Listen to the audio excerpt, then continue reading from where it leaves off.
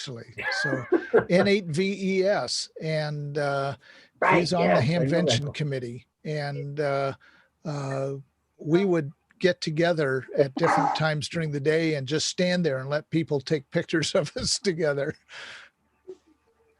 Okay, so let's see. Ron, I see you here. Mike and one Jay-Z, are you here? I'm here. No, I don't. Okay. So Ron is with our club.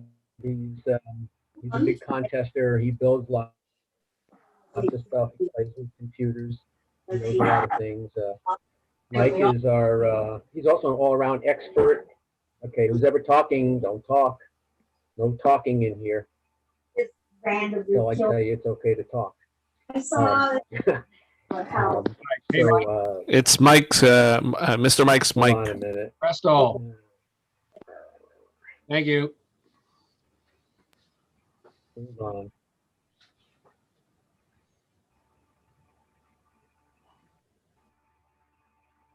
Mr. Mike's mic has been eliminated. Yeah, I turned it off myself. Okay, so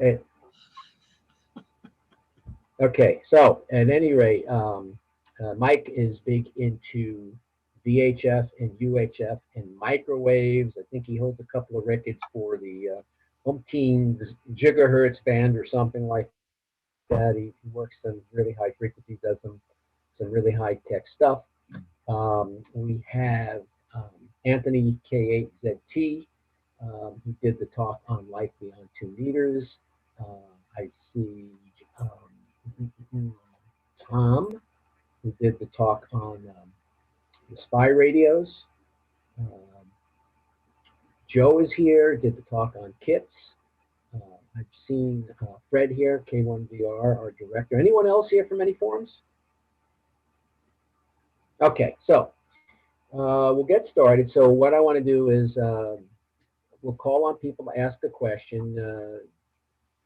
Just give your call sign or give your first name if you don't have a call sign, and wait for me to recognize you, and then ask your question. And if you're directing it to anyone in particular, if you're not directing it, then just don't say I'll handle it. So who would like to ask our first question? I would. Hello, Mitch. I would. You're not Jeff even and a 1YD. Okay. Okay. Yes. Okay, but you're not a new ham. But go ahead. Oh! You wanted a new ham first. Okay. Should I step aside or go ahead? Gotta be. Yes. Are you asking a question or doing a demo? Oh, okay. No, I'm asking a question. What is this kind of connector called? I'm sorry. Amphenol. Amphenol. Thank you. It's an amphenol connector. You want to know what Timmy Okay, calls it? No, I don't want to know what Timmy calls it. Not in here. Send me an email. Anyone else with a question?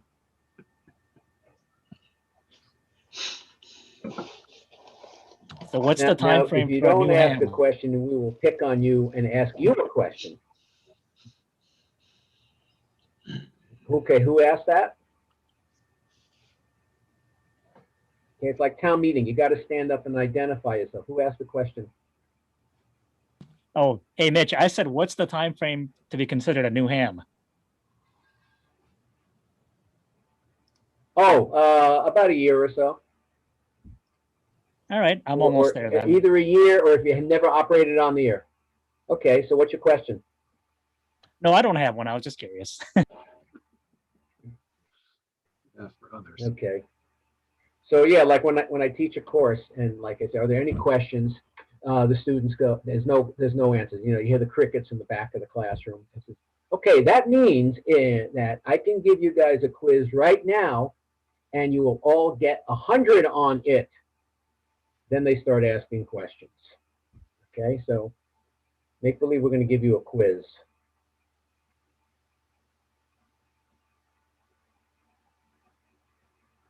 Well, I don't know. This could be a really short session if nobody asks anything. Larry's got his raise. Or if you don't have a specific question, you could say, Larry? I got a question about spy radios. You showed us the technology World War II. Where are we at today with spy radio? Is that something you can disclose, or would you have to kill us all?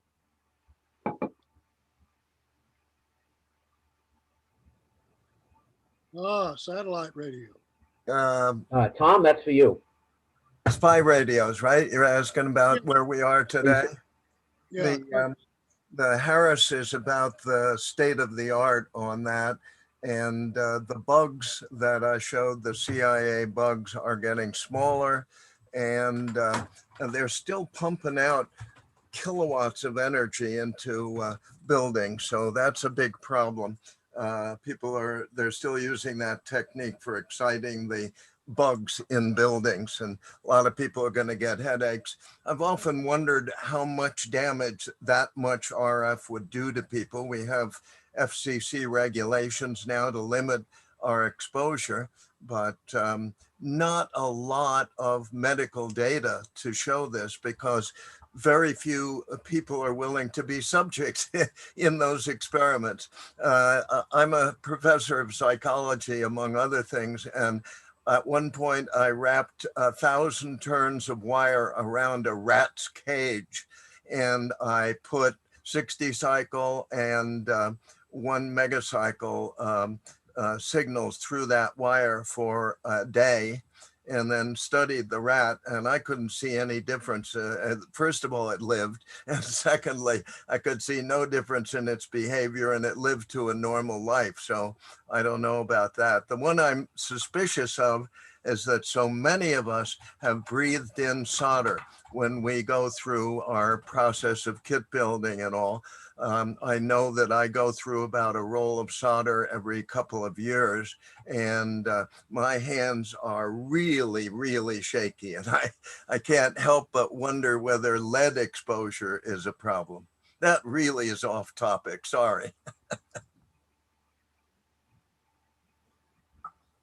I had when I was going to school here at the University of Vermont, the professor was doing something, he was studying the brains of rats or whatever, and he needed a high frequency AC source, and he asked me, being I'm a ham.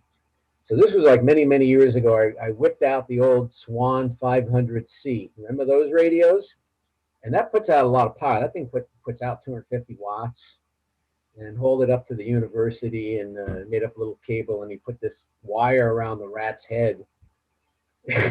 I transmitted into the rat. Now, first problem was the rat did not serve up a very good 50 ohm load at all. The SWR was quite high, and the rat was kind of fried. And the guy goes, very professional. Well, this brain looks kind of fried here. It's like, and I said, I think I was just made a volunteer in kind of like a killing experiment. I didn't feel very good after that.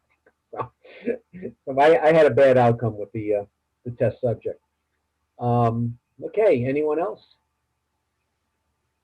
I have a question for Tom about do they okay, still, who are you? Bob, K1BIF. Okay. Okay, question is. Go ahead, Bob. All right, Bob's going. The spy, and not a spy radio thing, but I have read about pointing a laser, an infrared laser at a window in an office building, and the vibration on the window from the voices inside the room can be converted to an audio signal. Are they still using that? Yes, Bob, that's a very well-known technique, and it's definitely a very popular technique. There are all kinds of somewhat similar signals where you excite something and then look for a bounce back, but that is definitely still being used. And one other, I should say, something called tempest. I don't know how many of you know this, but whenever since you use an electric typewriter or even a computer, it changes the electromagnetic field around that device. And it's possible to receive those changes and decipher them from a distance. And that's one of the major techniques that has been used ever since the Cold War, and allows people to tell what's been typed on a keyboard, for instance, without being in the room. This is N1GB. Question for Tom. Okay. Go ahead, George. Okay, first, a piece of information. Anyone interested in the Paraset radio, which Tom spoke of, the British version of ARRL, that organization sells books, and one of them is called the Paraset Radio. And it includes not only the history of it, but apparently a how-to if you want to build a replica. But my question for Tom, is there a way that spies can defeat radio direction finding, and how would that happen? Well, as I mentioned in my talk, there are several ways. One is to keep the transmissions exceptionally short, and to get around, they started using CRTs with very fast displays to track them. The other, of course, is to use encoding techniques that makes it so that although you can perhaps locate the transmission and the source, you can't decode it. That's all that I can think of immediately. Somebody has an echo going. Is that you, Tom? I'm hearing feedback. Not me. Let me try something here. Okay, 1, 2, 3, 4. Apparently it is you. Yeah, so you may have another speaker on. Okay, so I see KD2DO raised hand. So just a couple of questions, and if you vocalize your questions, we're more apt to hear it as opposed to seeing in the chat room, which I may see it. About the recorded videos, we're going to work on that tonight, and probably sometime tomorrow we'll have those up that you can see the recordings, and we'll keep them up for about a week or so. So if you missed something or you had a conflict between two things, you can see that. Please do go to our main site. We have a couple of things there. Check to see if you want a prize. We also have an evaluation form. Let us know how we're doing. There's a form there if you want to join RANVI or renew your dues, which a couple of people are coming up here in February. There's also a place to make donations if that's what you want to do, because this is all donation driven this year. So we got that out of the way. Tom, KD2DO, go ahead with your question.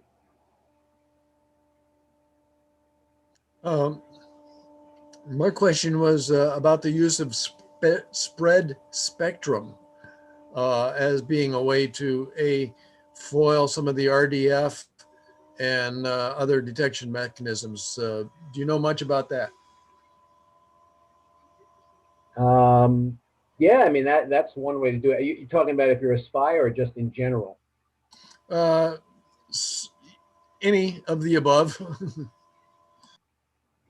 Well, I can tell you some things because I'm an avid fox hunter where I go look for people, both in club competitions, and every now and then we got somebody who sits on their microphone while driving in the car, and I have to go find them.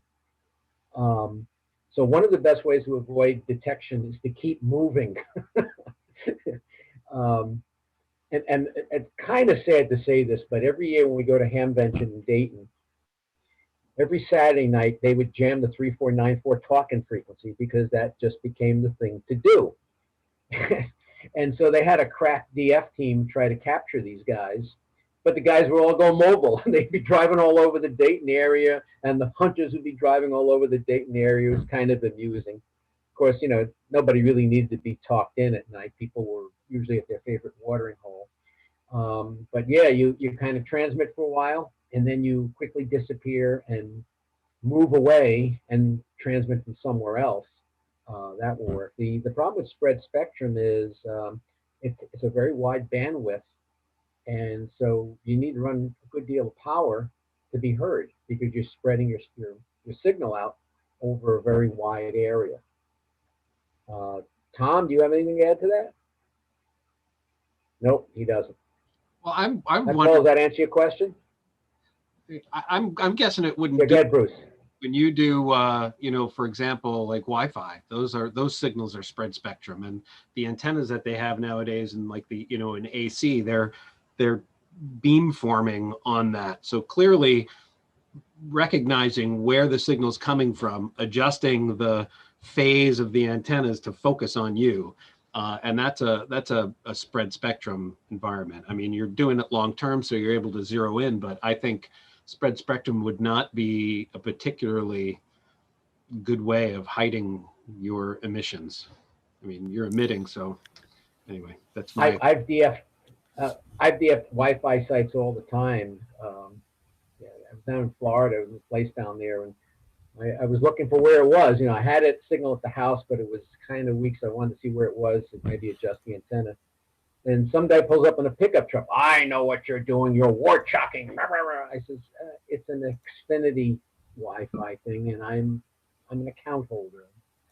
And he says, the police are on the way. I says, whatever, you know, Florida. But yeah, if that's the case, then if that's spread spectrum, then yeah, I can easily find it. Somewhat related to that is the concept of a fractal antenna that's used in cell phones and things like this for being multi-band and wideband. Anybody have any experience with things like that?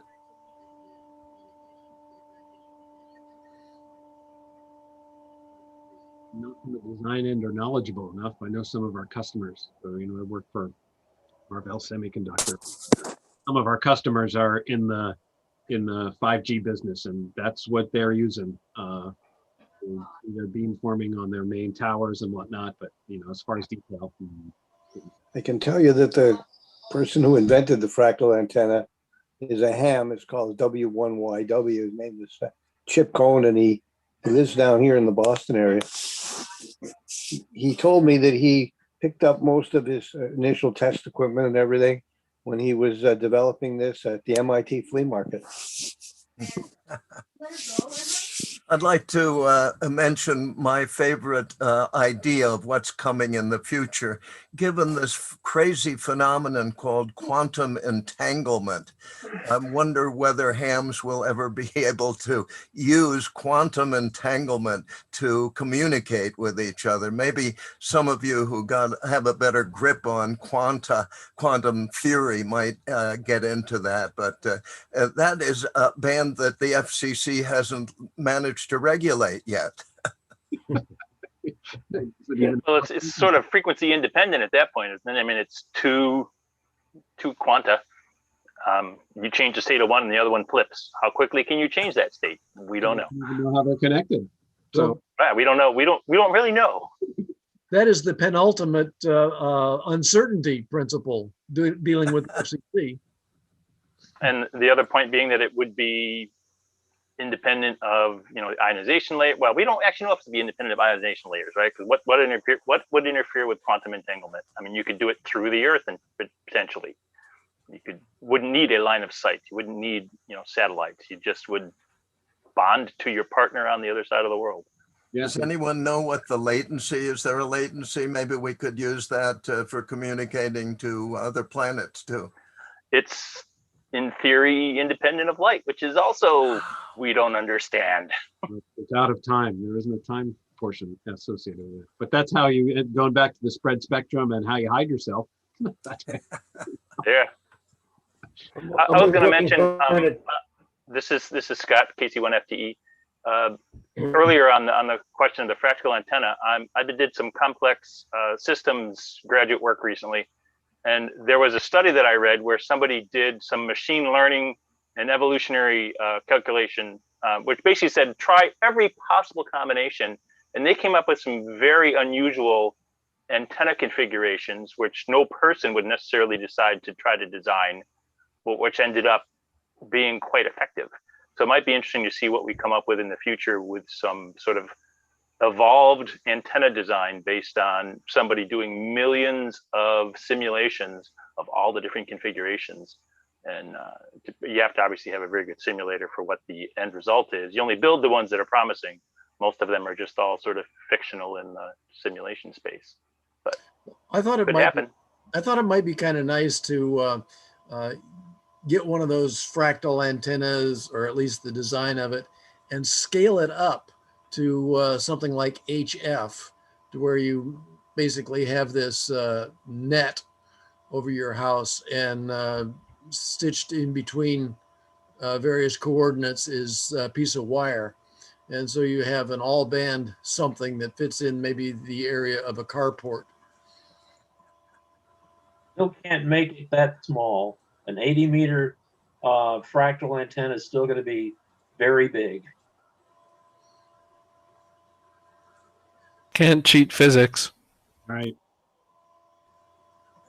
How do you make a guitar that, yeah, anyways, go down that frequency resonance sort of thing, right? But quarter wavelength's a quarter wavelength.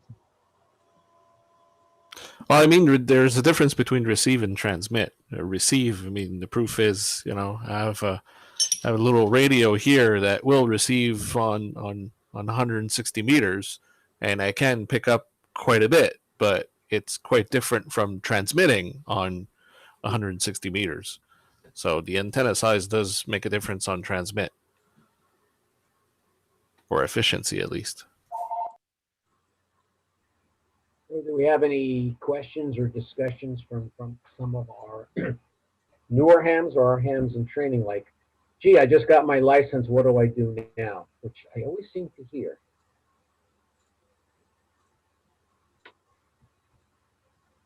I thought someone was going to say that. What do I do now?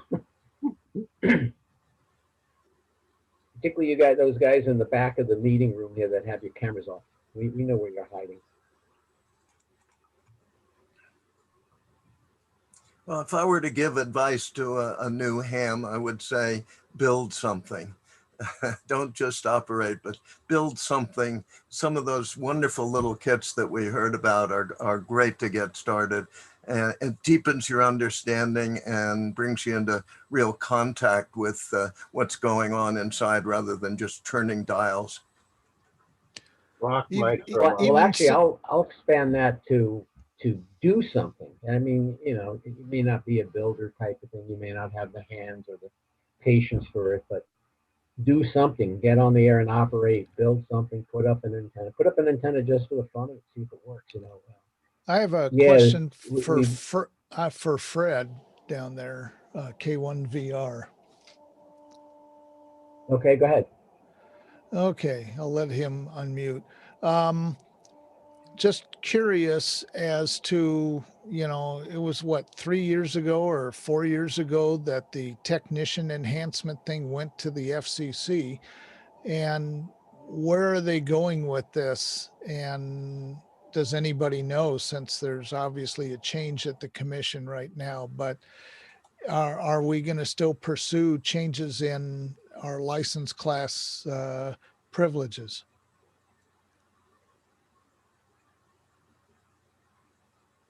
Not hearing you, Fred. Might be double muted.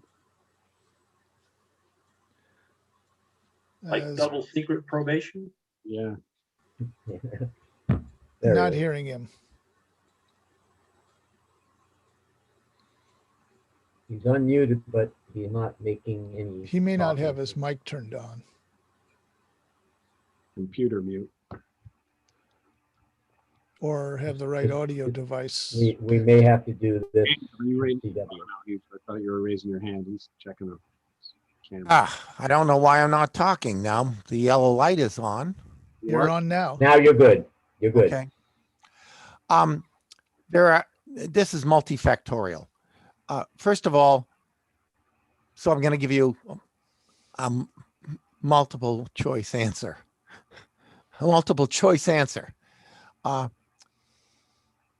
Filing things at the FCC is, in some respects, a crap game because amateur radio petitions don't necessarily land up at the top of the heap in this age of 5G interest, because that's seen as a driving force for the economy potentially, or the spread of broadband. So you can have a petition that sits at the FCC for years and years and years, and then every now and then some commissioner or often a chairman will say, boys and girls, it's time to clean up the backlog. And they'll issue one big ruling which sort of denies 35 things. Second, what happened in the particular case you're describing which is technician classes, they've essentially bounced it back to an ARRL committee saying, come up with your band plan and match your license classes to your band plan and then submit it. And that's still going through a committee process at the ARRL. The advantage of the committee process at ARRL is that it's getting lots and lots of input. The disadvantage is that it's taking a lot of time. And you can't, those two concepts are at cross purposes. You can't speed things up and get more input and analyze that input. Short bottom line to this multifactorial answer.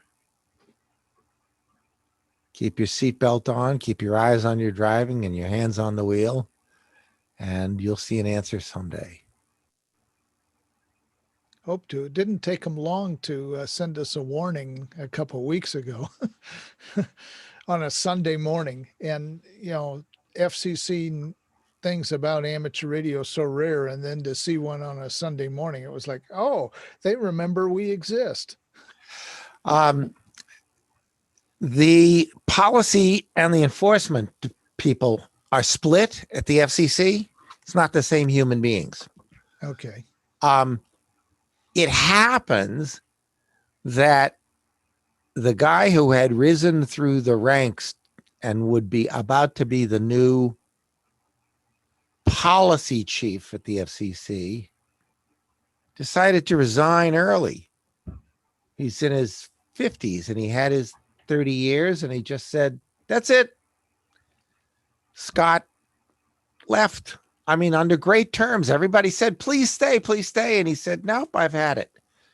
One more thing, and that is that the FCC has been out of its building since last March. And they are now under instructions to not return to their new building they were moving until at least June of this year. And that means a lot of your typical hallway interactions that can help move things along have not been happening. It's been a crazy world for a lot of government agencies. The technical kinds of things that the FCC rules on wind up getting prioritized in effect. And ham radio is less important than clearing out C-band, just as an example, because clearing out C-band resulted in an auction. The auction resulted in almost $200 billion of income by selling off frequencies. I wish I had a better answer for you, but the reality is this is not a good time in life to expect anything to move through the FCC on a policy matter with any rapidity. Have I responded to your question? Sorry about that. But I had one question for you, just to do one right back at you. If you had to pick a single 40-meter transceiver kit that you would then use with the new, will come out this year, ARRL infed half wave. Do you have a favorite? There's several. I would say the one that I have seen and messed with, but not finished building myself yet, that I'm working on, and that would be the QCX Plus Mini. The QCX Mini. Terrific, thank you. I have what amounts to a Go kit with a 40-meter dipole and an IC 7100 and headphones and all that good stuff. And and it all fits in a computer bag from the days when computers were, you know, Well, three inch. this is a QRP CW transceiver, and it Yeah, even and displays it. And I know I'm talking about 100. What I have is 100 watts and a very serious de-expeditioning radio. What I was thinking about was something that I could just throw in the corner of my suitcase when we rent a house for a week on Cape Cod. And that's why I was asking. But I'll take a look. Yeah, it's a shirt pocket size CW transceiver.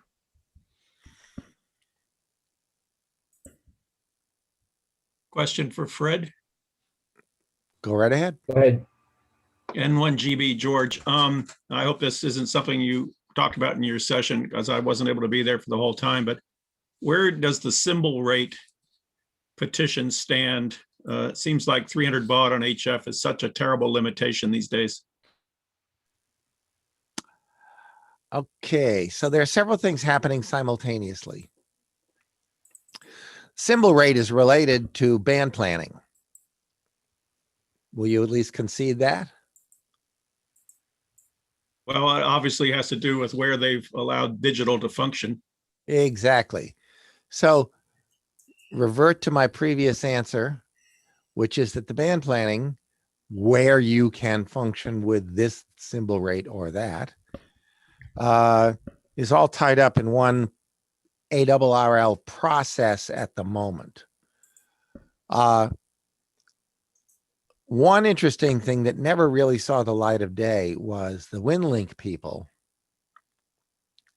realized after some intensive talks, some of which I was involved in, that they did have a legal problem.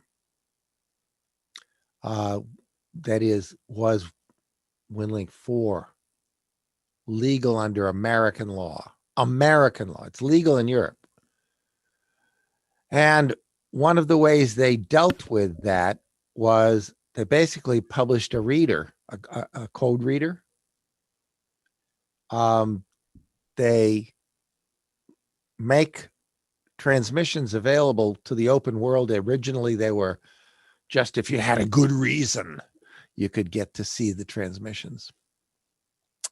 And they made a number of other concessions. And frankly, by the time they were done making concessions, it was getting harder and harder to argue that anything that was going on with WinLink 4 was illegal anymore. So the problem basically faded into the dust.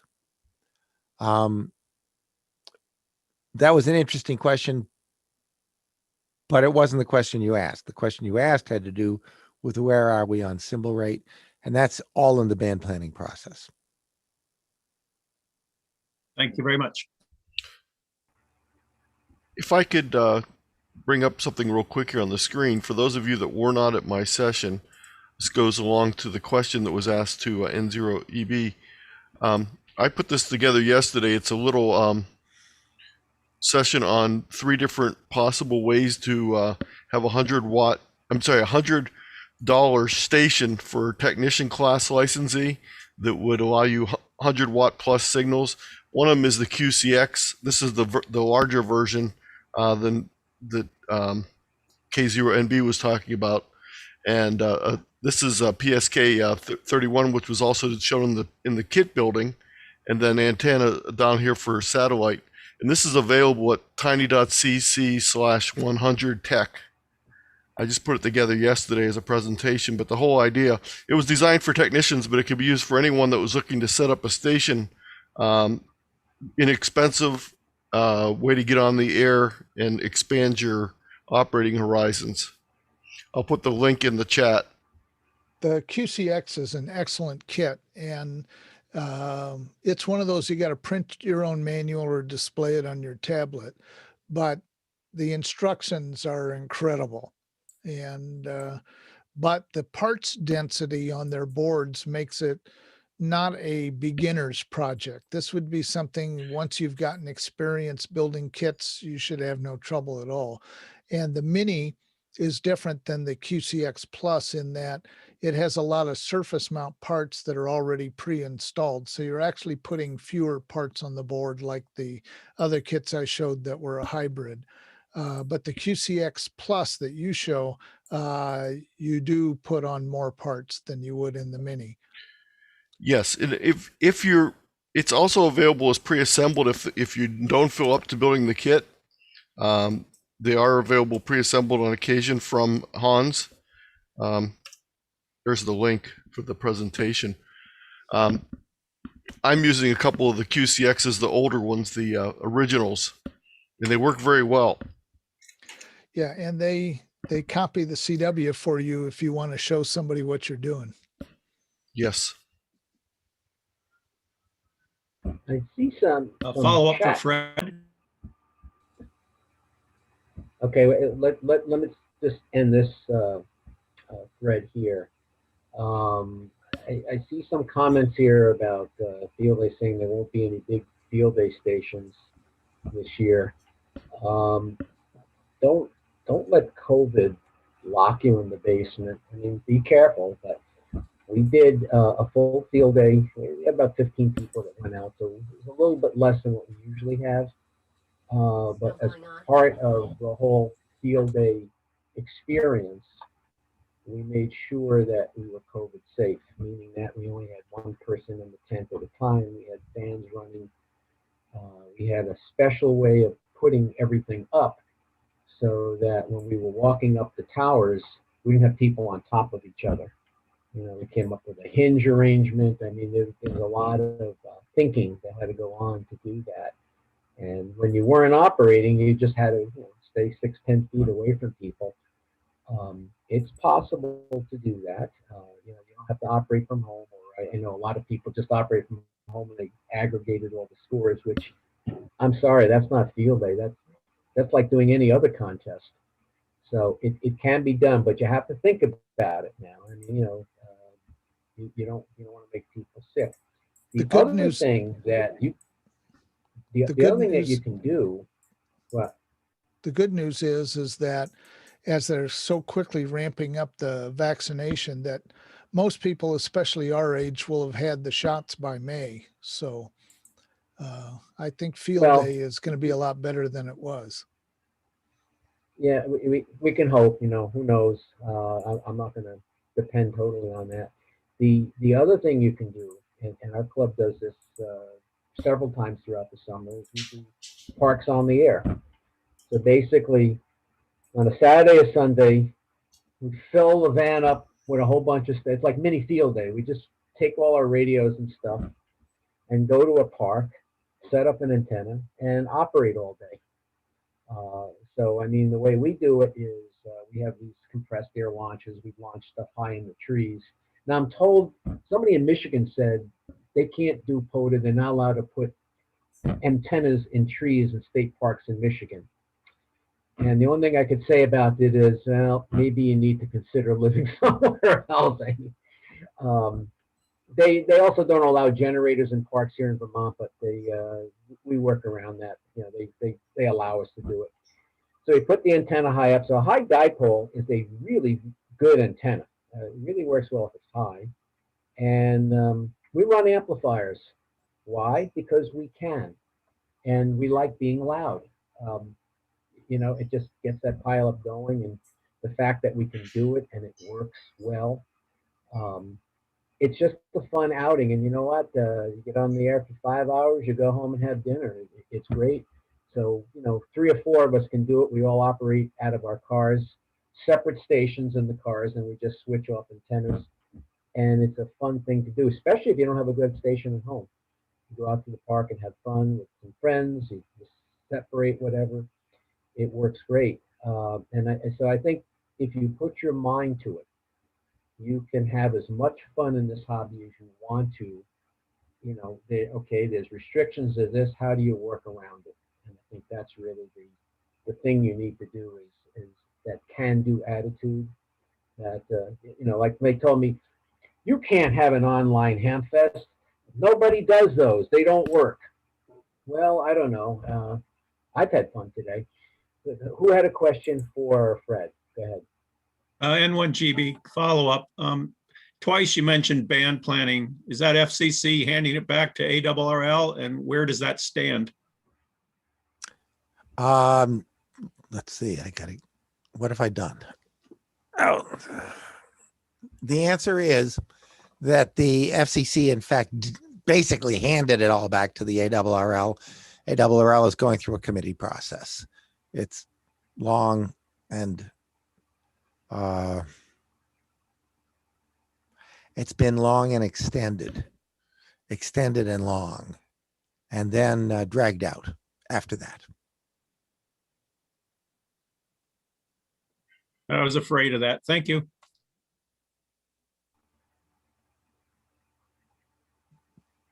I have a question for Fred. Okay, I'll continue my role as pincushion. Oh, I don't know. It's not that bad. If techs are given more HF privileges, that I would assume that the question pool for techs would have to increase to include a lot of questions that are now asked on the general exam. Is that correct?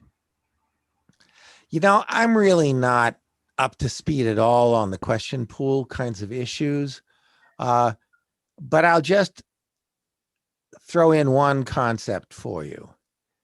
When 10 meters is closed most of the time, everybody thinks of expanding technicians and saying, hey, let's give them dead frequencies. How would you feel if 10 meters was filled with techs and also filled with the rest of hamdom when we have lots of sunspots? Now, the question has a big assumption built into it. Will there come a day when we have lots of sunspots, or are we in an extended Maunder minimum? You know, predicting the future is difficult, especially when you're talking about the future. The problem with that, I am very familiar with the question pools, and if you want to ask the questions based on the privileges you're giving, the technician pool will have to get a lot more difficult. Now, 10 meters is kind of considered a throwaway by everyone, so that's why they gave them that. I happen to think that we have this perfect mode that technicians can get involved in called FT8, where you don't have to have a wealth of experience to be successful in. You load the program, you click the mouse, and you're making contacts. You don't even have to know about propagation. And in fact, the one good thing about FT8 is if you combine it with PSK Reporter, it is a tremendous teaching tool about propagation.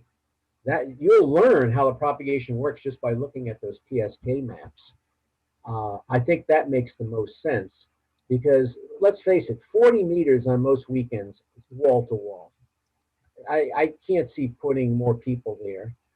80 meters we have the room, but I tell you, 80 meters is a rough neighborhood at night sometimes. I'm not proud of this, but it is. 20 they're not even considering. I mean, yeah, maybe they can give them a piece of 15, but 15 will open up pretty big sometime too. But I guess the overall thing is be careful what we ask for, because then we may get it and we may not like the outcome. And to think that if we give technicians more privileges, it's going to mean more people getting licenses, that is probably an incorrect thought. I don't think that has anything to do with it. People who get the technician license generally are not thinking of HF at the beginning. They're usually thinking more of just getting on the air talking to somebody locally. It's usually the HF business that comes later, usually in most cases, not always. I just had one more comment on that kind of thing. One of the interesting things to me is, where is the growth in amateur radio these days? It turns out to be a fascinating question. Growth is obviously in the digital modes on HF, but it's also in what I call the yellow jacket people, the growth of people interested in public service activities has been huge, huge. And they're not HF people, basically. These are the folks who are helping out in bicycle races and the head of the Charles Regatta, and hospital to hospital communications in times of disaster. They're communicators. They're not necessarily HF people, and they can do everything they want to do with the tech license. So while privileges to a tech are very important, they're not important to every tech. Also, unbeknownst to many HF operators is all of this activity up in nosebleed land where people are exchanging weather maps, engaged in Skywarn, creating new frontiers in mesh networks using Wi-Fi. There's some really exciting stuff going on above 1296. Is that going on around here, Fred, or like in Texas where it's all flat? Lots and lots of it in Texas and California. But the thing about mesh networks, and you haven't really seen much of this yet, is that, how shall I say this?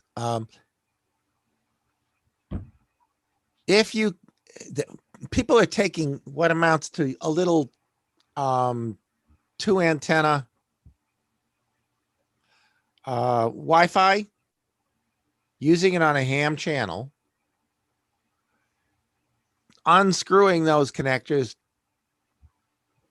and substituting a real antenna into an SMA connector and creating 95-mile paths. Now, yes, it's subject to line of sight, but then you add in all of the mathematics that goes with creating mesh networks. And you see one guy, another guy sees somebody else, and all of a sudden you're creating a network, digital communications, very effective, and it can cover miles and miles and miles with mountains in the way if you get the right network going. This is an area of amateur radio, which we're not seeing a lot of here in New England, but it's big in other parts of the country. And for the people who sort of like microwaves, millimeter waves, digital communications, and playing with all of this mass-produced stuff, which is available at really low cost because they're making them by the millions. It's a pretty exciting new and different area of amateur radio. And it's going to be big. I mean, it's not hard to say, sitting in my seat here in New England, that it's going to be big because it's already big in other parts of the country. Didn't they take the 3 gigahertz band away from us? That's what most of those cheap routers are. Don't they have 5 gigahertz as well? They do. But a lot of the really cheap ones just have 3. The other ones have 3 and 5. And my answer, 2.4. It's 2.4, 2400. Not 3. We still have 2.4. We still have 5. We still have 3.4. They haven't taken it away yet. The operative word is yet. Yeah. And that was explained. Phil K9HI gave you a good explanation of what's going on there during his. They sold the band out from under us, literally. Right. We can't raise $200 billion. We'll lose it. It wasn't ours to own anyway. I think one of the really important things to be aware of especially when you're talking about technicians, is the idea that we need to be mentoring these people so that they can expand their growth beyond just the simple, here's the HT, this is the way you push the buttons on it. So what Fred was talking about with the mesh networks has to come from some background, and the way they get their background is through mentoring. And I think it's very important that clubs, not wait for people to come to them to be mentored. They need to reach out to people and actively be providing them with opportunities, fun things to do. So if your club is not doing any of these activities that techs can take part in, you need to think about doing that as a way to bring them in so that you can help in the mentoring process. We have tried that for years and years, and basically the way it works is we're the entertainment committee. They come to the meeting, we entertain them, then they go home. Every year at our picnic, we set up a station. It's a very good station. We get a 1x1 call sign, we get a big antenna, and we have an amplifier here. Sit down, make some contacts, and you get that look. You know what the look that you're marching into the gas chamber, that look. It's like, just sit down and say CQ. Don't worry about it if someone comes back to you. If somebody comes back to you, we'll deal with it. They don't want to engage. But in the remaining time, let's try this. I'm going to try and mix this up a little bit. Some people will probably hate me for doing this. Instead of asking you to ask us the question, I'm going to pick on people and get you out of your little hidey holes here. So we'll go back to, I'm looking for people with new call signs here. Glenn has a question. Go ahead, Len. Go ahead, Glenn. Go ahead. Question for Barry. He said he would provide his email address so we can get a PDF file of his presentation. What is his email address? I can tell you what that is. Go ahead.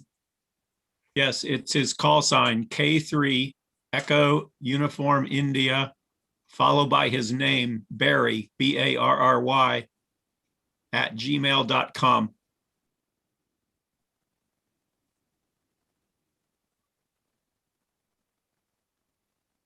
Okay, did you get that okay, Glenn? Thank you kindly. Okay, so I see John KC1 Yes, M. thanks very much. John, you in the room? I think one thing that we could use is an app for a kid's cell phone that would interact with something like FL Digi and let kids use their thumb typing skills to talk around the world on HF. I think that would be cool.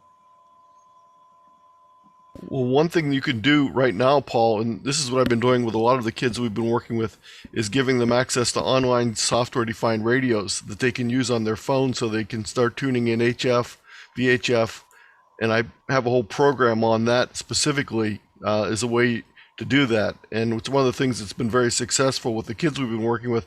Originally we wanted them to do it on their computer, and we found out they don't want to do it on the computer, they want to do it on their phone, but it works very well. And I'll put that link to my presentation in the chat here. If you're doing this remotely with a phone app, so you're sitting here and you're going to put it for someone who has no experience with ham radio, doesn't know what it was, doesn't know what it is, you put FL Digi on a phone app and they go ahead and they use the thing and are making contacts with other people. What's the difference to them if there's a radio behind it or not? They're keying in stuff on their phone and they're talking to somebody in Australia. So what? They can do that without the RF. They can do that without the FL Digi. They can just do that on the phone. They can go to a chat room. They can go to a room like this and talk to people all over the world. So if there's no radio, if you've removed the radio component from it, what makes it amateur radio? We actually already do that. It's called Echo Link and IRLP. And you always hear these heated debates saying, that's not ham radio. And it's like, well, maybe it is, maybe it isn't. I'm having fun doing it. So therefore, whether you want to argue that point or not, you can do that. But I'm talking to my buddies who it's very hard to talk to them on 80 meters. They don't have big antennas and they're all over the place.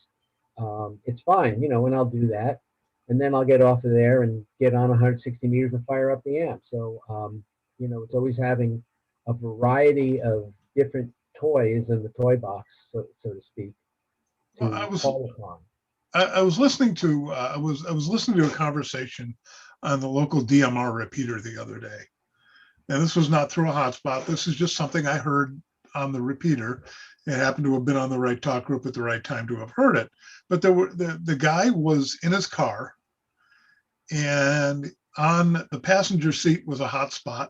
So he had a handy talk. He had a portable in his hand, and on the passenger seat was a hotspot, and the hotspot was linked to his phone to get linked. The hotspot was linked by Wi-Fi to his phone, which of course was using mobile data. And he's talking through some link to some guy in Florida, to his buddy in Florida, who's doing the same thing on the other end. So this thing is going from a handheld portable to a hotspot to a cell phone through the internet to another phone to another hotspot to another handy talkie. So basically, the handy talkie and the hotspot has become nothing more than a remote microphone for the phone, and they were making a phone call. Because if you look at both ends in this conversation are symmetrical. You had the handy talkie, the hotspot, the cell phone, and then the actual connection was really cell phone to cell phone through the internet, and everything outboard of the cell phones was basically just a remote microphone on the cell phone. And when it came to that conversation, they could have called each other on the phone and transported the call exactly the same way. Where was the amateur radio in that particular context? What's the original reason for amateur radio, right? You look at what it is in a nutshell. What I understand it to be is a way of promoting technical innovation in communications, right? HF, VHF, digital, hey, how can I use this network I've got on my cell phone to make a communication with somebody else and advance that technology? You look at the folks that are on your window, expand it out so you see all, I don't know, as many as you can get, 20, 30 of you on the screen, and get a cross section of interests of all of these folks. Some are HFs, some are rag chewers, some are contesters, some are doing, high-end, VHF, UHF, digital communications, encoding schemes that, Mike Jay-Z's dealing with, WSJT stuff. So there's a broad spectrum of interest amongst us right here, and we talk about how do we get new folks interested in HF, and having them sit down at the picnic table and make a communication may not be what they're into, just like it may not be what one or more of you folk aren't into. So when they, when somebody, when you have to go to where they're at and draw them in based on the interest that they happen to have. I chatted with a young gentleman today in my flea market, and what a brilliant little kid. I mean, I say little kid. I mean, he was under, somewhere around 16, maybe less, but, totally inquisitive. And that's one thing that we have in common, I think, amongst us, is an inquisitive mind and wanting to, try new or different things, no matter what they are. If it's, what traditionally you want CW, or you want to go to HF, but also all these other high-tech modes. How do I use a Raspberry Pi to, modulate my radio and do this, that, or the other thing? And that's where it lies. I'm kind of babbling on a little bit, but I think my point more is there's a broad interest in the folks that are just here, and we can't bucketize it into one thing. No, you certainly can't. My only question was addressing the thing about, some kind of an app that would use, FL Digi to, or something like FL Digi to access a remote station somewhere. And my only comment was that you do that and it has completely hidden the amateur radio aspect from the end user. And, from the end user perspective, it's just another chat room. Yeah, and to be clear, I wasn't picking on you or poking at you in general. That was more very broad. So I hope you didn't take it. Yeah, no, certainly no offense taken. You're absolutely correct. And okay, I got a cell phone. I can do hundreds of different things with this, right? So if I'm using, if this is, oh, wow, it's amateur radio. Well, I don't know. I mean, I'm still staring at this flat screen. So I agree with you that it's not something that's overtly amateur radio. And I wouldn't recommend that. It's, is somebody interested in, building kits? Hey, I want to toy around with this, all these different pieces and parts I can buy in Adafruit. How can I work that? That's kind of neat. Oh, I can do packet radio with this. Oh, or something. And, they vector off into that aspect of amateur radio from their interest in things like that. So I don't know. I don't know that there's a cohesive idea in what I'm talking about, but it's I don't know. You can't force to the. I guess I view this a little bit like the CW thing. Hey, CW is what you need to do. That's your entry into amateur radio. If you don't know CW, you're not an amateur radio operator. I'm hearing a little bit about, hey, if you're not doing HF, then you're not an amateur radio operator. I think you need to know that amateur radio is involved, but that's a very broad thing to me. The thing is that the term amateur radio really might need to be changed because it's not that accurate. I mean, it's certainly a term we love and it's a term of endearment, but I mean, amateur is certainly, kind of makes us less than professional. We got that, but radio part, a lot of things we're doing is not the radio. Probably a better term is technical communicators. Okay, so what we do is technical. It pushes the envelope and we're communicating. Now think about what they did back in the 1920s, right? Where making any sort of contact with anyone was a big deal. And then we were the guys who invented shortwave, right? Nobody knew about shortwave. And the reason why we knew about shortwave as amateurs is because the federal government kicked us off of all those good frequencies below 200 meters, which is 200 meters is about 1500 kilohertz, right? And we found we went higher and it worked better. So we were the pioneers, and really we are still the pioneers doing strange different things that nobody else would think about, and then we're finding usefulness for it.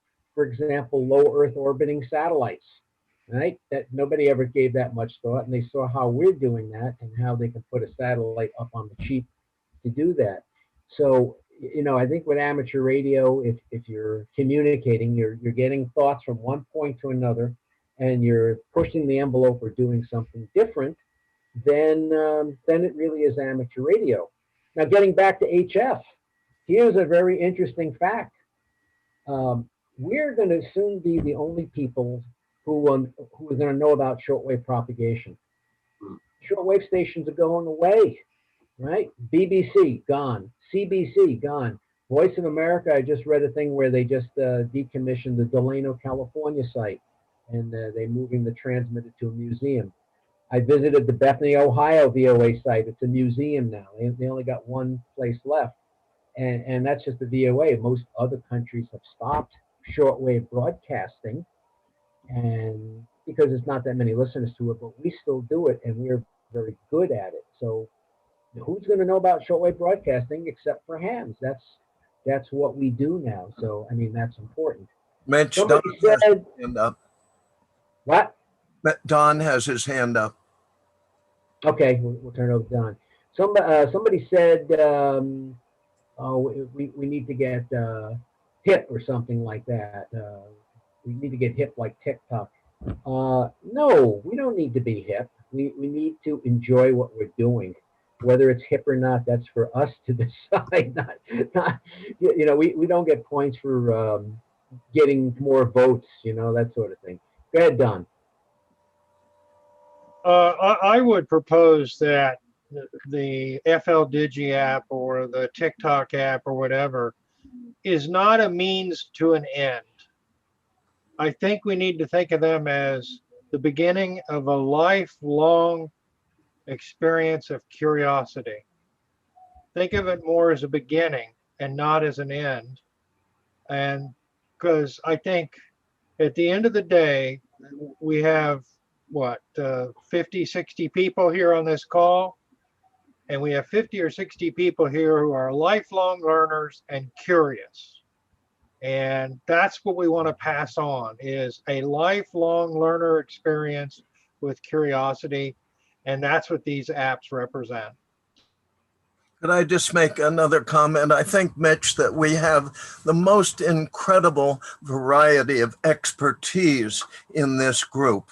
And one of the things that would be really nice would be if other people who needed advice, consulting, whether it be corporation or kids, had access to the expertise that we have just witnessed in one day. So perhaps a direction for the club in the future might be an outreach in which the club makes available some of the expertise. We actually have a link on our webpage. If you have a question, click here, and it's sent to some of our officers in the club. And we say, yeah, we'll get you an answer, but we can't help you with your love life or anything like that. We're not so good at that ourselves. But yeah, we occasionally get questions like that. You know, we try to do it. People are, and this is just an advice I give to our newer hams. People are afraid to ask questions. Ask questions. A really good ham will never turn you down if you ask a question. You know, if you want to know something. I think that's really the important part about this is, you know, really smart engineers and whatever. You know why they're smart? They know who to turn to when they don't know the answer. And believe me, in putting together this whole convention, I had to ask a lot of questions of a lot of different. How do you do this? How do you do that? You know, there's a lot of stuff that you kind of had to wade through, and that's kind of what it's about. You know, building a ham station that doesn't work. You know, you try a couple of things, you get frustrated, and you got to remember when you get frustrated, frustration should be a temporary thing. And that frustration will make you then want to say, hey, I'm going to find this answer, gosh darn it, because I want to do well at this. And I think, it's the trademark of an engineer is how am I going to find out the truth? And I think that's really, that's what they teach in engineering school, ask the question. What I want to do is, we don't have to sign off at any particular time, but I just want to turn the questioning and the thread over to how did the event go, and what can we do to make it better or worse or whatever, things that went right, things that went wrong type of thing. We will likely do this as a hybrid. I have no idea how we're going to do it. I have a full year to think about it, but just some thoughts about it. Zoom rooms are a little clunky, but it seemed like everyone did eventually get to where they needed to be at some point. I'd like to Is say anyone else something. having trouble with Mitch's audio right now? Well, my audio is on the low side. I'm running QRP.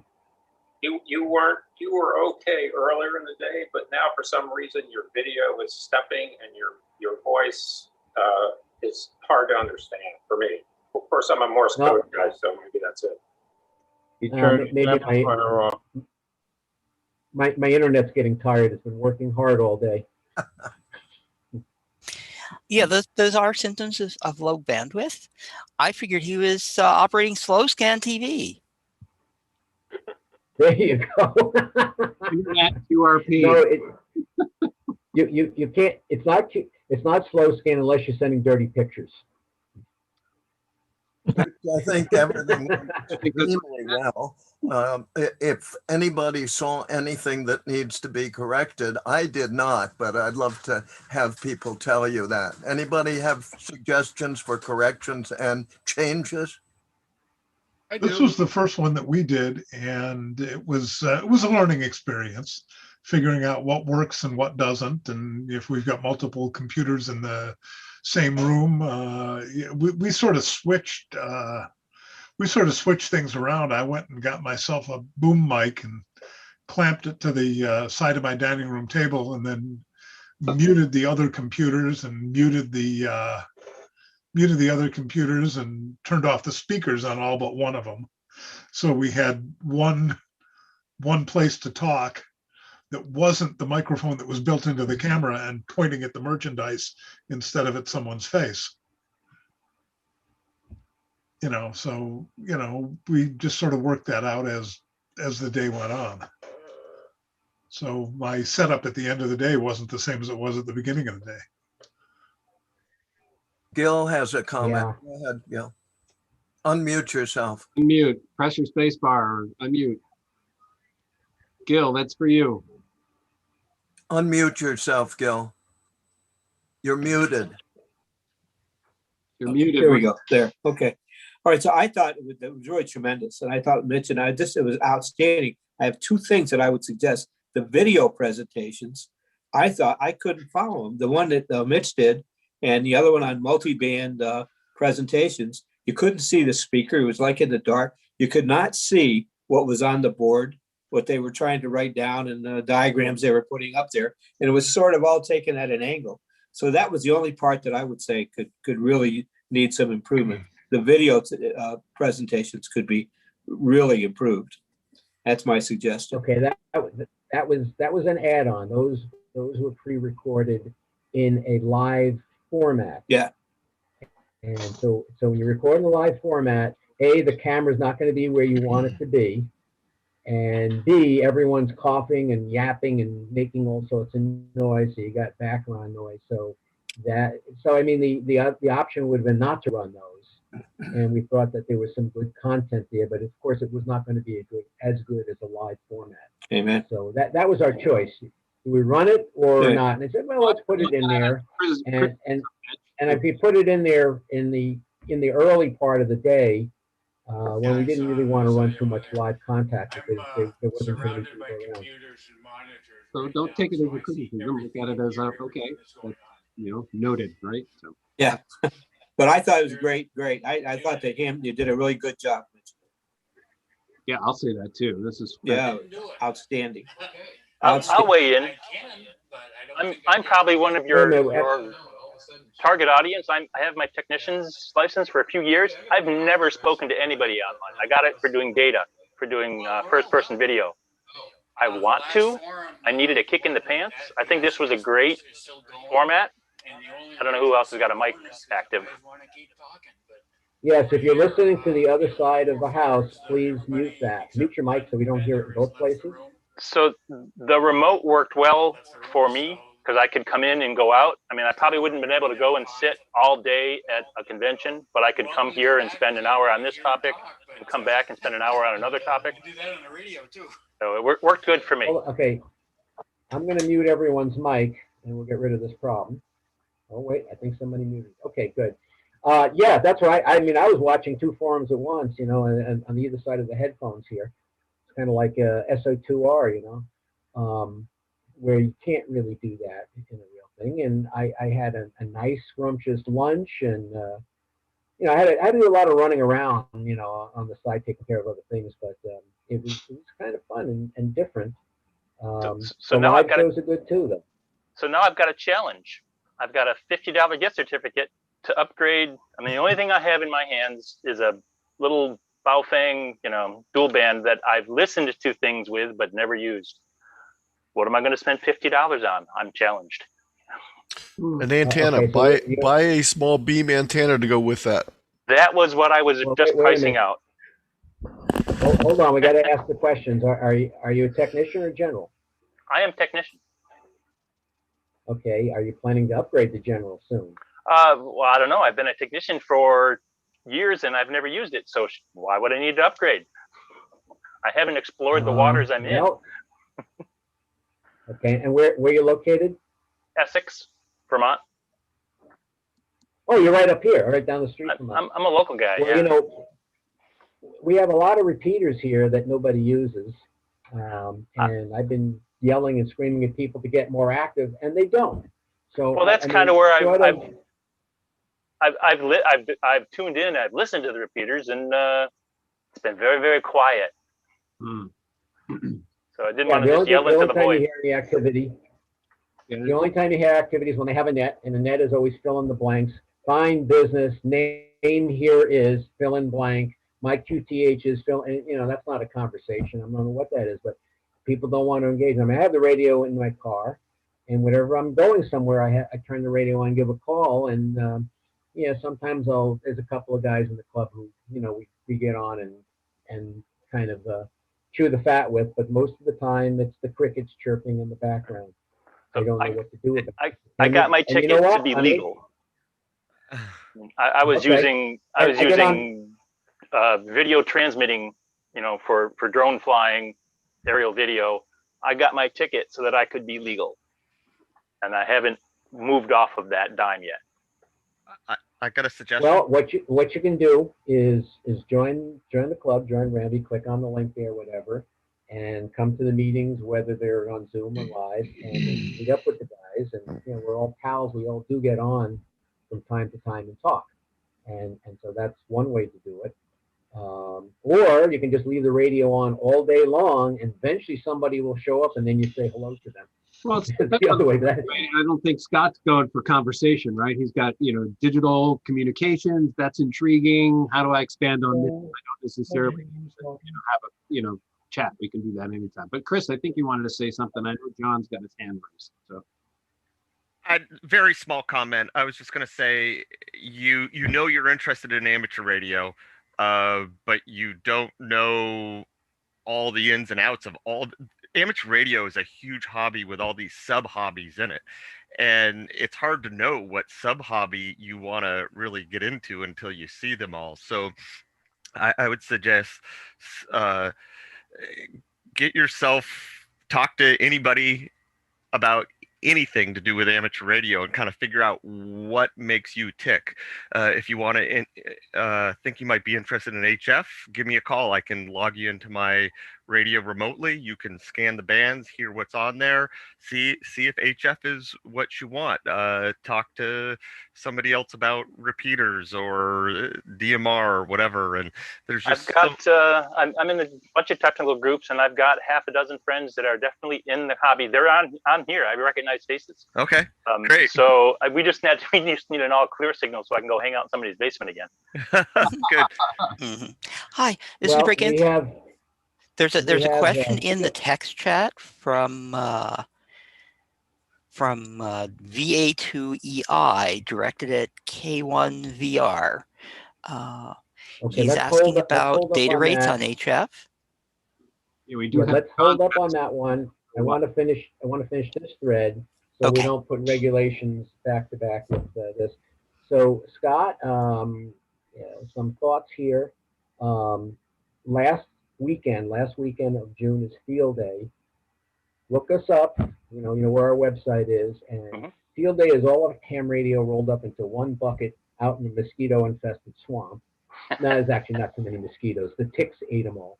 But we have it all there. We have digital modes. We have all that stuff going on. And get involved with it early. It is ham radio's greatest classroom. Go to the meetings and observe. Before I had my technician's license, I had attended through some scouting events, because you'd often do a combination scouting and field day sort of thing, like on the backfield at the IBM Williston site. They'd set up. This was maybe 10 years ago. Scott, if you but yeah. Yep. Yeah. So good advice. I will do that. Look for the next public event so that I can go and have some gentle assistance. Yeah, and we start using the park activations in May sometimes. So again, you'll see. We have a reflector in our club where people send messages back and forth. So that's a good place to monitor that traffic. And if you see something where your interest lines up and your schedule lines up, it's something just to come down and take a look. See, are these guys doing something that I think could be fun, or what they're doing is silly or whatever. I mean, you do have to. Mitch, whichever way your boat floats, right? With this. Go ahead. Yeah, I just wanted. I got to call it a day. I've been here all day listening to you. I enjoyed it. From Michigan's Upper Peninsula here, and I'm glad you got on Tom's show the other night. I wouldn't know it was here, so. But I got to look at the clock. Been here all day. Time I'm going to have to bug out of here. So I just want to thank you for it. I enjoyed it. No, thank you for coming. Yeah, it was really fun having people from all over the country, different persuasions and different license classes. normally when we have this live, it's mostly the old guys showing up, with the 2-letter call signs, So it's good getting new people in here to see just what this is really all about. And so you could say, no, I wasn't locked in my basement, or actually I was locked in my basement, but I hung out with 100 other people who were interested in the same stuff I am. I mean, that's really what it comes down to. Well, I'm going to say 73 to everybody from Michigan's Upper Peninsula. I'm about 1 mile from the Lake Superior. So on the southern shore of Lake Superior, 73 guys.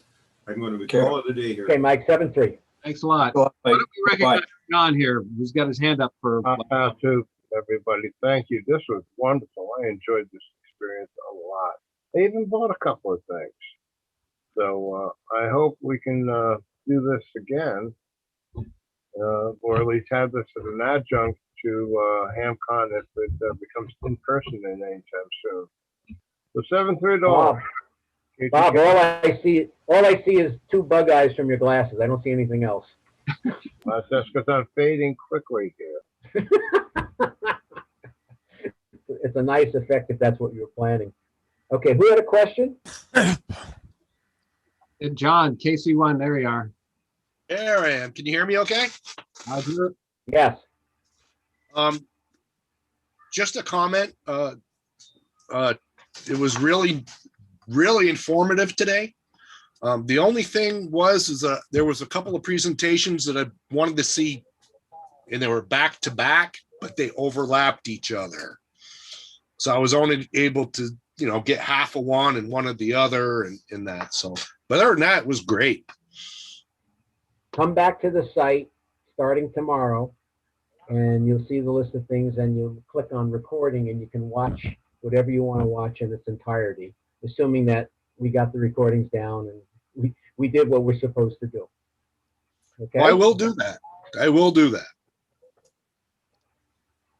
And one other thing about digital. I looked at digital and then I thought about it and I said, what if the power goes out? And all I got's digital.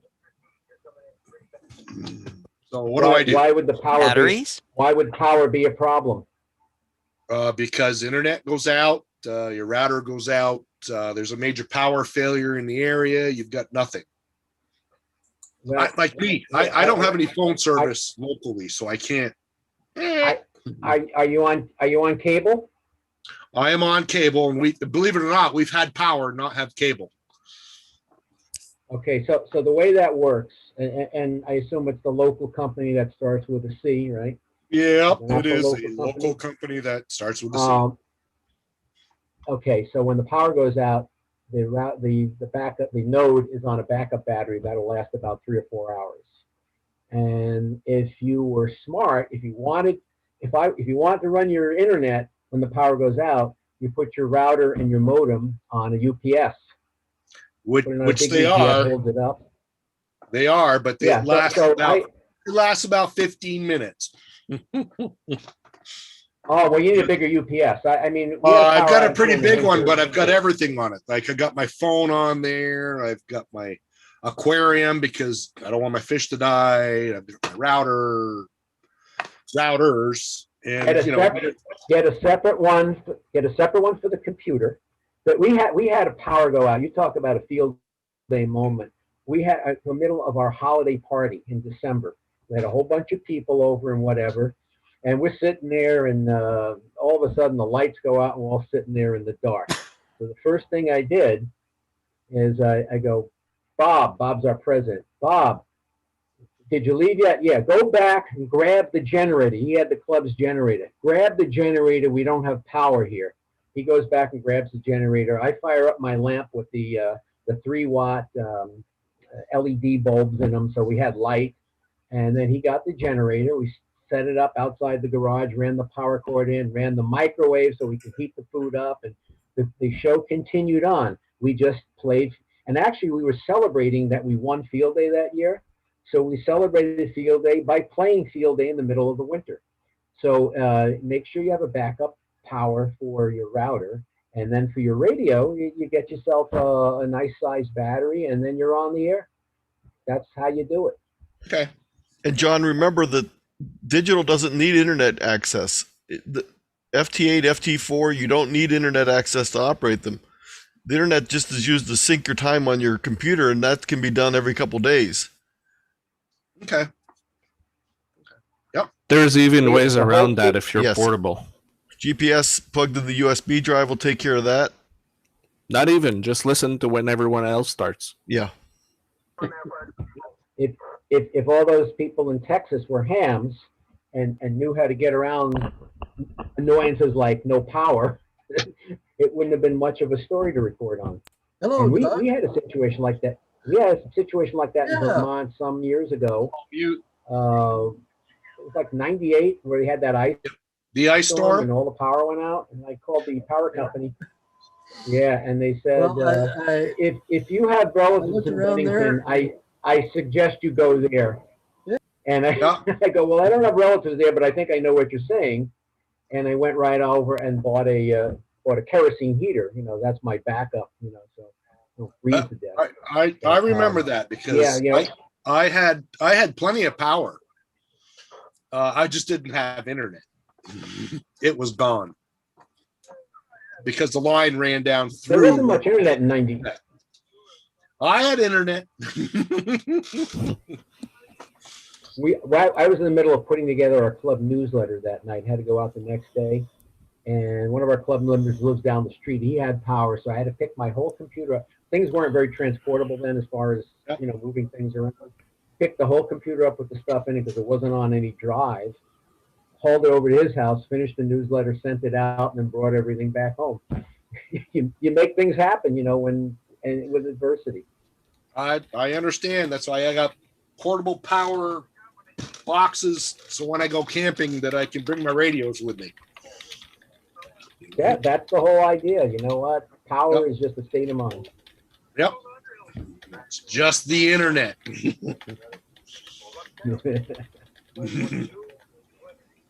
You probably want to get back to focused conversation. I don't think we've ever had focused conversation here today.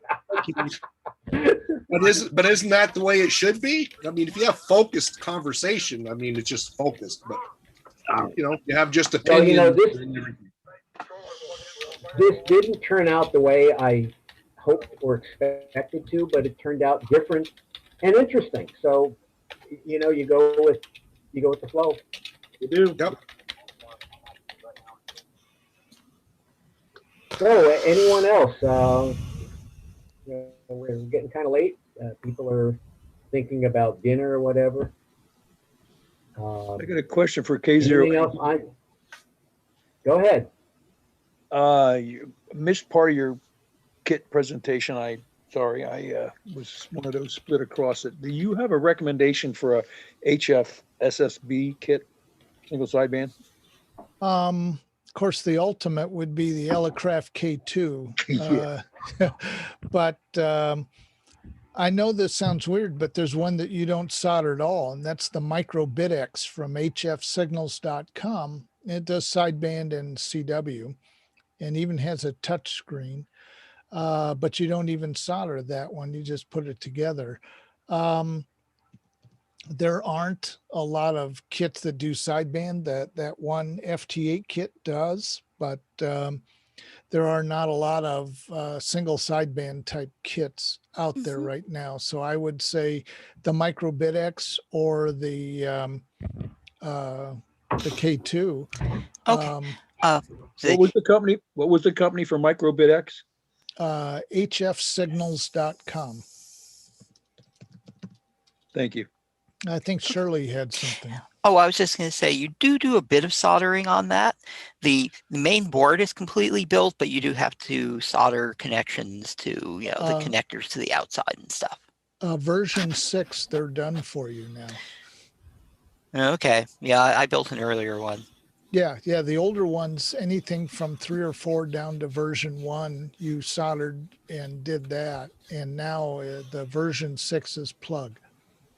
And the version 6 does have ones that you can solder and so on if you want to build your own case. But I recommend their case highly because everything fits and it goes nice and easy. And it's a great way for a new ham to play around listening to HF. it's not that expensive, and it puts out what, 10 or 20 watts.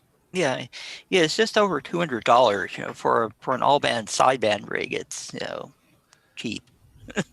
Yeah, and it tunes all the shortwave broadcast and everything. In fact, it doesn't have any band stops. Now, there is a guy, W0 Echo Bravo, Easter Bunny, in Kansas, and he's got a group they call the Skunk Works, and they have a different whole electronic CPU and screen kind of a package that they're working on, and they have things like band edge and stuff like that, so it'll receive but not transmit out of band.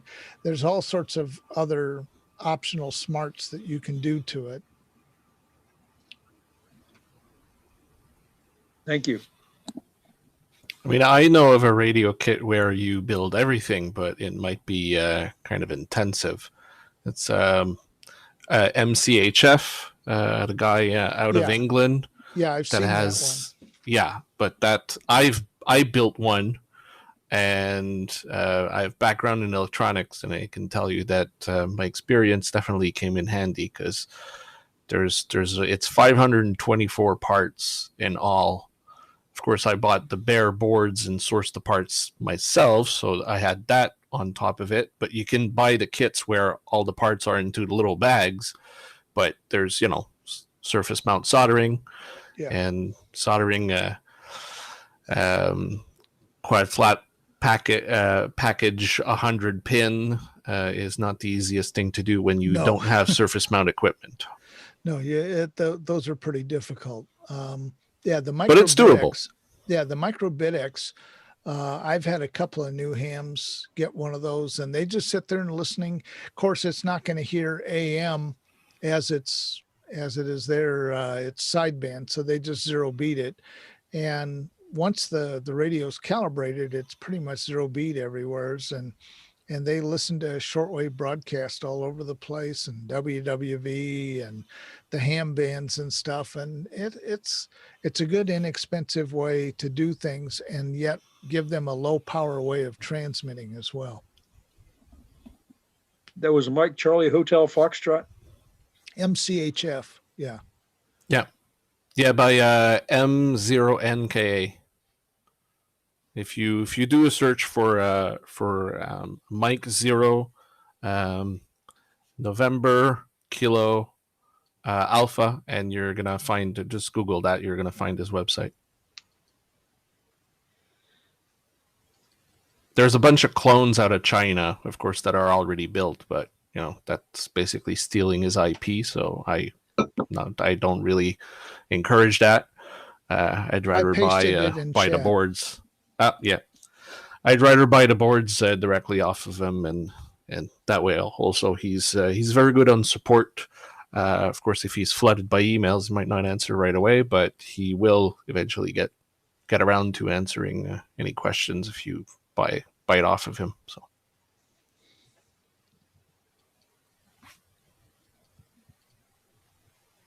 The other option is there's people that are using the QCX kits, and there's a modification that you can turn that into a single sideband kit also. So there's activity with that also.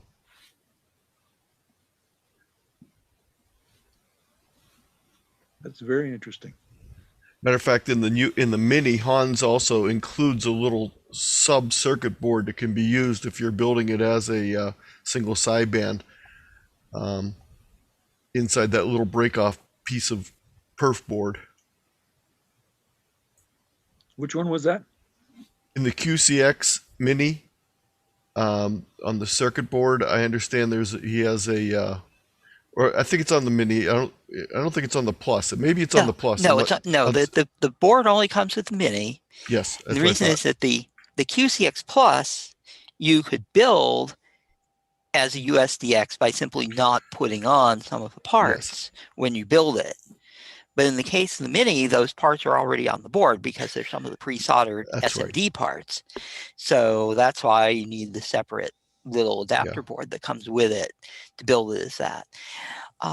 If you go to the groups.io group about the USDX design, you'll find there are also circuit board kits specifically for building one of those that you can get, rather than starting with one of Hans's kits and not using half of it.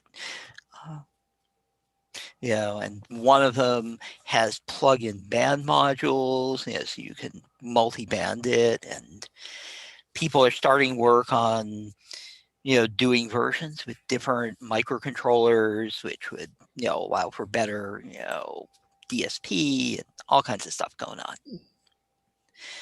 Yeah, but I don't think any of those are really something I would want to point a brand new ham at. That's experimenter territory at this point. It's not plug and play. Yes. I will put the link in the for the IO group though in the chat. Well, I'm going to head out of here, guys. I'm glad to have helped out and really enjoyed it. Thank you very much. Well, and say the one other radio that I might point newer hams at who want to be an HF, this is not a kit, it's something you would go out and buy, is the Jaegu G90, which is $425 complete with a built-in antenna tuner. That's a very capable radio, for relatively short money. They also have the 4-band model for under $300. I can't remember. It's SM1, I think it's called.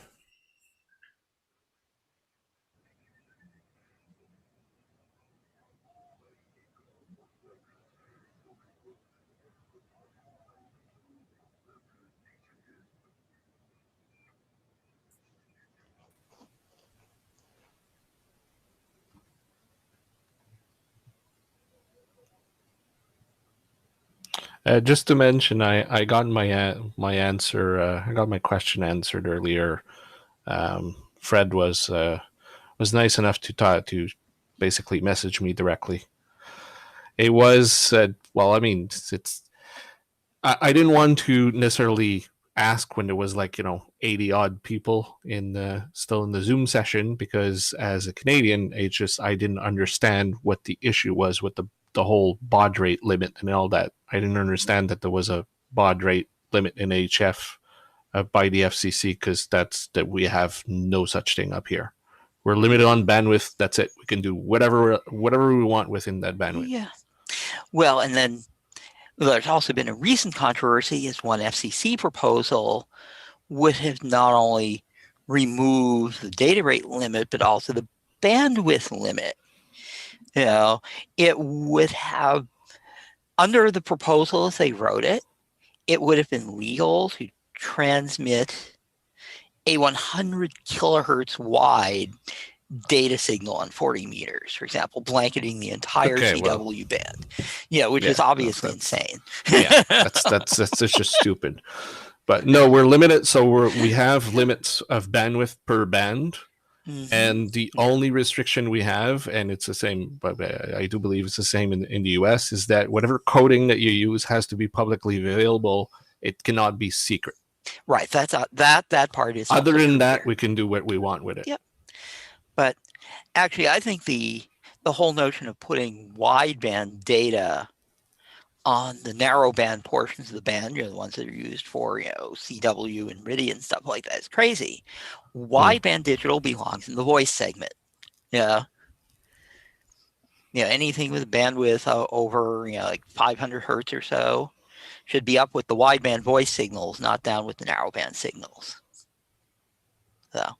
But under current regulations, you can't do that. They have to be down with the narrowband signals, where they're going to, stomp on 20 QSOs simultaneously. Yeah. Yeah.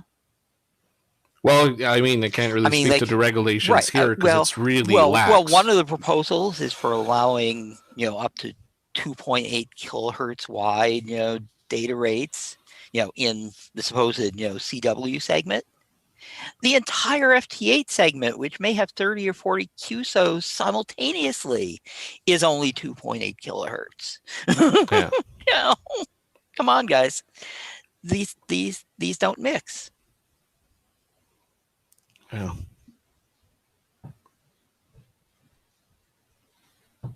I guess from what I understand, the FCC likes to get into the nitty gritty and basically specify what's allowed, exactly where, what mode. Well, part of the problem is that, remember how popular lawyers are here in the U.S. If people will not exercise common sense. They will do anything that is technically within the grounds of what they are allowed to do, even if it is badly damaging to everybody. So the reason that our FCC has to be so much more specific is because, well, Americans are Americans. I will refrain from using impolite words that I would not be allowed to use on the airwaves. But yeah, yeah, no, because it has been pointed out, and I've mentioned it to Americans before, is that technically, as per the regulation, the laws by the industry, what was Industry Canada, and now ISED, we're absolutely free to go and do SSB at 70/20 if we want, and do CW anywhere on the band. There's nothing that tells us which mode we're allowed to use. Mm-hmm. We don't, because we don't want to piss off the world, but regulation wise, we're not limited. Gorilla to the south, right? Yeah, but we're not limited to it. We can't. So that's on one sense. Whenever there's the expeditions and they have SSB at what usually it's like 70, 80, I think that they sometimes they use in Europe. Well, we can answer them on that frequency, no problem. Well, there are historical reasons for that. For a long time, their region, the 40 meter band in their region only went up to 7,100 kilohertz. Yeah. The rest was shortwave broadcasting. Yeah. Even now, they're still at 72. They limit at 7,200. Right. Because there is still some shortwave broadcasting active over there.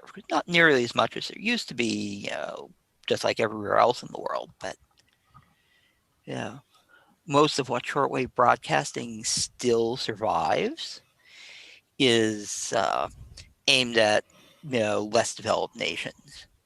It's beamed at Africa and South America and China. Mm-hmm. They're still transmitting, and especially at was it 7216? Yeah, but I know the other ABC, the one in Australia, recently shut down its shortwave broadcasts, and some of the people living on the islands, that are technically part of Australia or that are near Australia, are livid about that, because that was one of their real, lifelines to the outside world.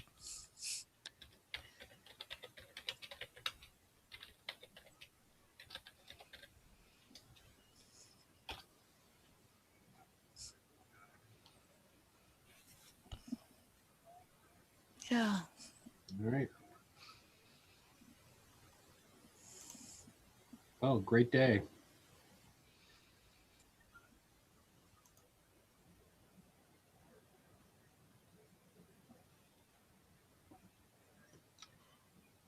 See 3 phone conversations. Paul, Doug, and HamCon.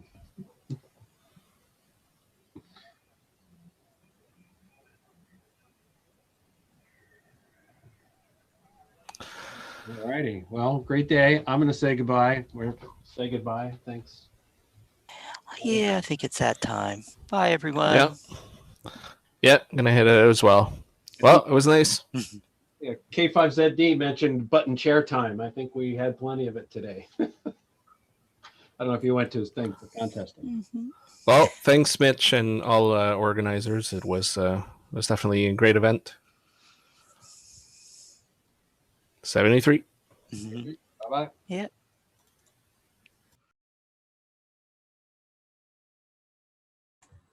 Thanks again, Mitch. Okay. Fantastic, fantastic. Looks like everyone's leaving, which is good because I think the boss is going to be signaling to get off the damn computer and come down and eat. So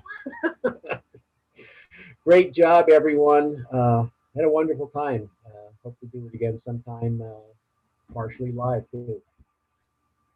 Get off the Hi, damn everyone. computer and come down and eat. Yeah, thanks everyone. That's it. Everybody did a great job. 17. Yeah, thanks for the opportunity to display our stuff.